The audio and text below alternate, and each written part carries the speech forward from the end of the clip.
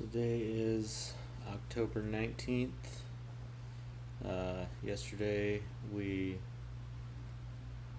went to Guadalupe Mountains and Carlsbad Caverns.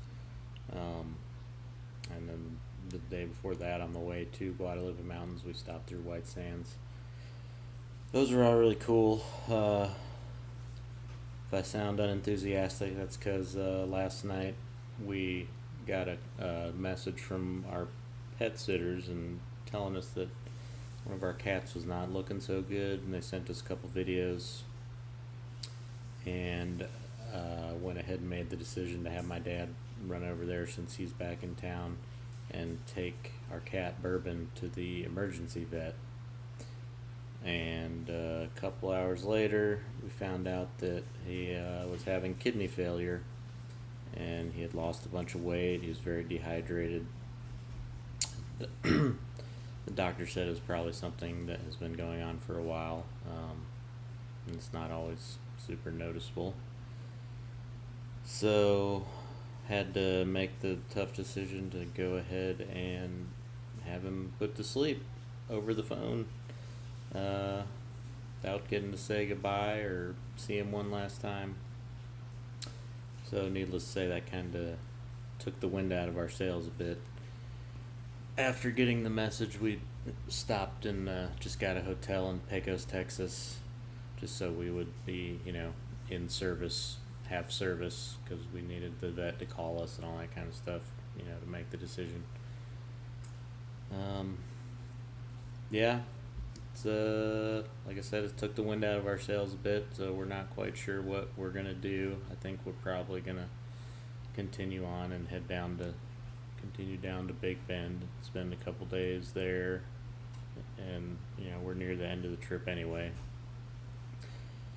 But he was an awesome cat. He's definitely the best cat I've ever had. He pretty much chose me when we went to the adoption place.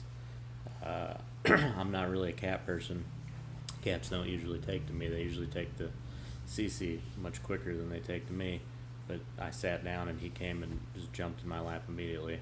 So that's kind of how we picked him. And he was just a big stuffed animal of a cat. Nothing I could do would really rile him up to the point where he would try to bite me. Like, he just loved being pet all over. A lot of cats, you rub them on the belly and they'll latch onto your arm or try to bite you. He didn't care. He loved belly rubs, loved sitting in your lap, and just generally, being around. And, this was kind of one of the things that we always fear is going to happen when we go out of town and leave our animals behind. And in this case, it did.